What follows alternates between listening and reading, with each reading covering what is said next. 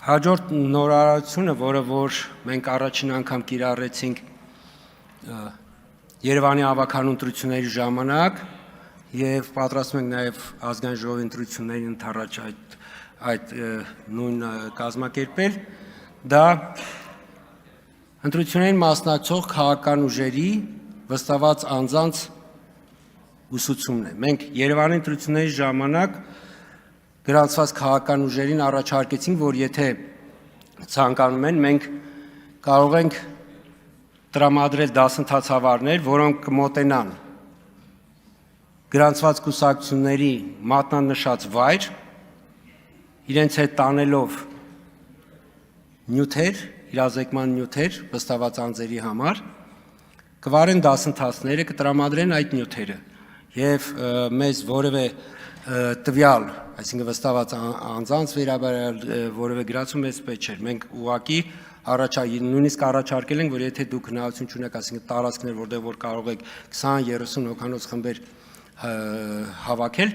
մենք կարող ենք նույնիսկ տարածքի հարցը լուծել։ Ազգային ժողովի ընտրությունների պարագայում այս մոտեցումը մի փոքր պարտադրված ենք խմբագրել, որովհետև ծավալները ամբողջ հանրապետության տարածքով մենք մեր դասընթացավարների միջոցով ֆիզիկապես չենք կարողանա կազմակերպել, բայց մենք գրանցումից հետո գրանցված քաղաքական ուժերին առաջարկել ենք, որպեսզի իրենք տրամադրեն իրենց դասընթացավարներին։ Եվ միջազգային գործընկերների հետ համագործակցությամբ մենք կկազմակերպենք դասընթացավարների դասընթաց, այդ թվում նաև վերջում որոշակի ստուգարք կիրականացնենք եւ կտանք նաեւ վկայականներ, որ իրենք դասընթացի անցած տվյալ մասնակիցները կարող են իրականացնել վստահված անձանց դասընթացներ։ Սա այս մոտեցումը մենք ասում ենք ինչու ենք անդադ այսպես ուսուցանում, որովհետեւ շատ կարեւոր է, որպեսզի տեղամասում գործունեություն իրականացնող սուբյեկտները, նկատի ունեմ հանձնաժողովի անդամ, դիտորդ, ԶԼՄ ներկայացուցիչ, վստահված անձ, ովքեր որ որոշակի իրավունքներ եւ պարտականություններ ունեն տեղամասում ընտրությունների քվեարկության ընթացքում, արդյունքների ամփոփման ընթացքում, իրենք բոլորը առաջնորդվեն նույն ընտրական օրենսգրքով։ Մենք Երևանի ընտրություններում ունեցանք մի դեպք, երբ որ քաղաքական ուժերից մեկը, որը որ չէր, այսպես ասած, ցանկություն չէր հայտնել վստահված անձերի, որպեսզի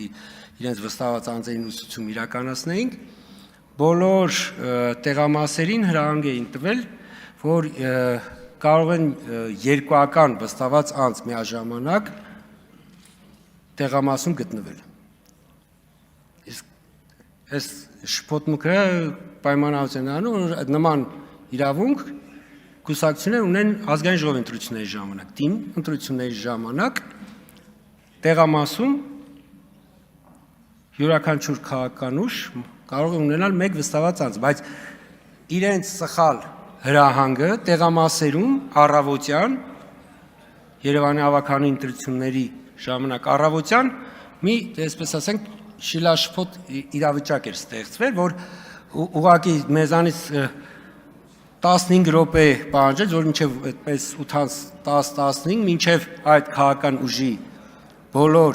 վստահված անձերը, որոնք երկուական էին ներկայացել տեղամաս, իրենց արդեն իսկ շտաբից հետ հրահանգ ներկայացնեին, որպեսզի այդ